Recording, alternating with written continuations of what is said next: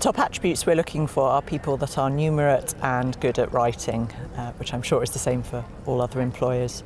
We typically, when we advertise for a graduate post, we get very large numbers of people who've graduated from a psychology course with a high degree, and then to differentiate between them, we're basically looking for differences in work experience. So anyone that's had any amount of experience outside of academia in industry goes immediately to the top of the pile.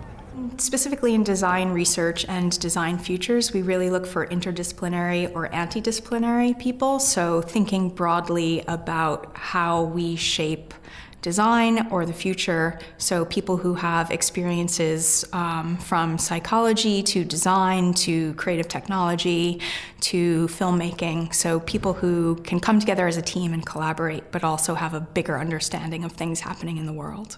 We're recruiting graduates heavily in Japan, and we about 20 or 30 a year, and we're looking for really creative people who can be really versatile and try many different things.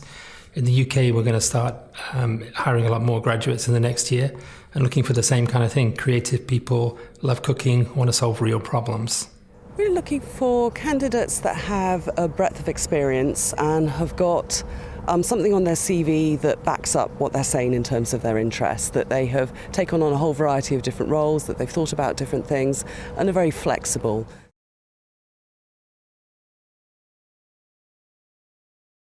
The one piece of advice I'd give people is to not worry too much that the decision you make now is going to be defining the rest of your life.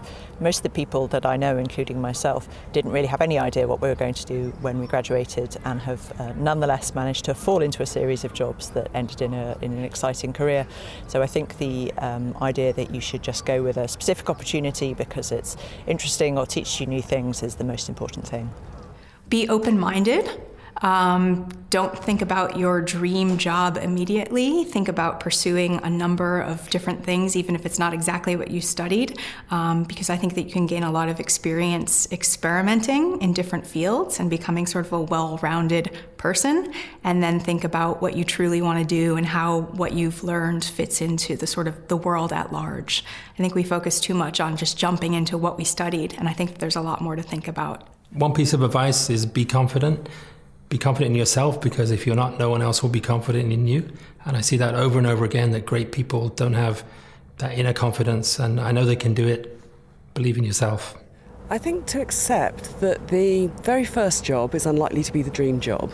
So it's thinking about what your dream job is and then thinking about what skills you would need to acquire and what experience you would need to acquire to get to that dream job.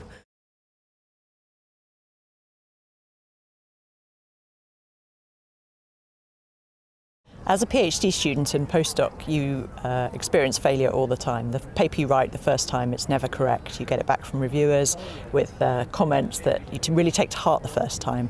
And then gradually you learn that that's just part of the game. That's how part of better science happens, is by taking on board other people's comments and responding to them. It's the same with grants that I haven't won, and I think that's just part of the professional experience of being a scientist. And it's useful for the rest of life as well. I think I learned from failure as I started out, just out of college. I went into television production and new media, and I don't consider it a failure, but I think that I always knew I wanted to go back to graduate school. But I think that spending time in a field that I wasn't necessarily prepared for professionally was a really good way of shaping how I thought about both my continuing studies and later my PhD, and how I've become sort of a practice-based researcher. So I think even though I started out as a psychology major and went straight into television and web production, I ultimately landed back where I started, and I gained a lot of experience along the way. I try and fail as often as possible, because only through failure can we find success. And if you're not failing, I don't think you're trying hard enough. So failure is actually a good thing. Try hard, try many things, fail fast, and learn.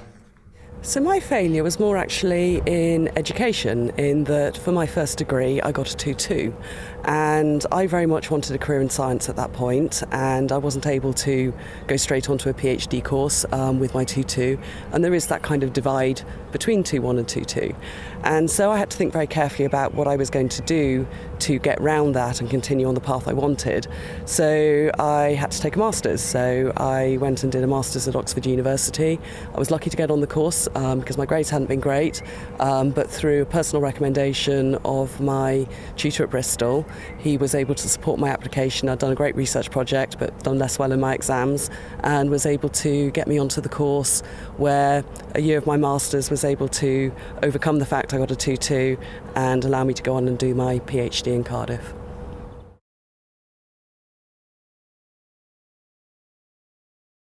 We're looking for students that are good and effective communicators, people that are essentially natural problem solvers and have a bias to being able to think through problems from beginning to end, and at the same time do that with a limited amount of structure, because the businesses I'm involved in move very quickly. They're moving into spaces where in many respects there's no path that's been beaten beforehand, and you have to have an ability to work collaboratively and responsively with diverse teams around you and solve problems as they arise. I think we're looking for people who can communicate at all levels, and that could be from talking to a very anxious parent, or talking to a 5-year-old, or communicating to a group of special educational needs coordinators at a conference. So very different ways of being able to communicate effectively. And part of that is being really empathetic about what people need and what's useful to them. We're looking for academically accomplished students, ones who have a high degree of literacy as well as articulacy, frankly. So in that respect, it's rather old-fashioned. We're looking for people who were good students, who can speak well and write well. Beyond that, I would say we need students who know how to think critically, who know how to analyze information that they're given, and come up with meaningful responses to problems that come up.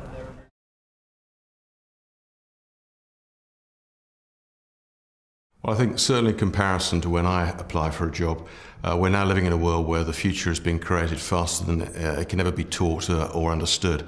And as a consequence of which, in addition to intellectual capability, capacity to communicate, capacity to think innovatively, it's very important that you bring curiosity and a sense of inquiry to the world of work, because fundamentally that's an essential ingredient to trying to navigate the way forward that most organisations are trying to fathom in today's world environment.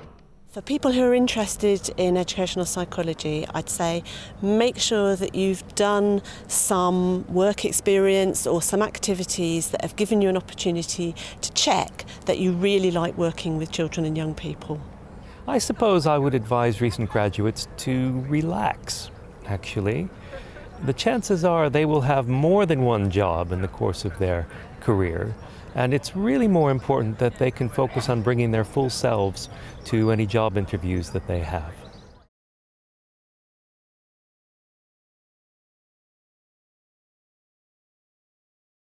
Well, I think in today's economy, people understand fundamentally that diversity is important to business. And certainly when I first went into the world of work, I believed implicitly that it was valuable to have diverse teams, but never really understood how to run them effectively. And in fact, discovered to my cost that diverse teams that delivered underperformance, often delivered underperformance because in large part they lacked alignment, because their points of departure were very different from groups that really were very much like each other. So if you want to get the most from a diverse team, you have to work on alignment. And where I failed in my early years was believing that diversity itself would generate extraordinary outcomes. In fact, it renders chaos without alignment.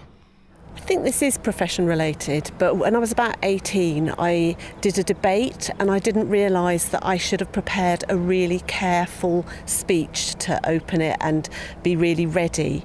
And it was awful, and I was kind of absolutely hopeless, and I can hardly bear to think about it even now. But actually, it means that I always prepare before I have to do a talk or a speech, and that's been really useful.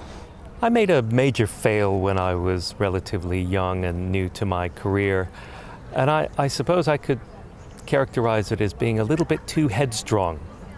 There was a time when I was an employee and should have acted like an employee rather than someone who was on a mission to save the business. And what did I learn from that? Well, actually, I didn't learn exactly to keep my mouth shut.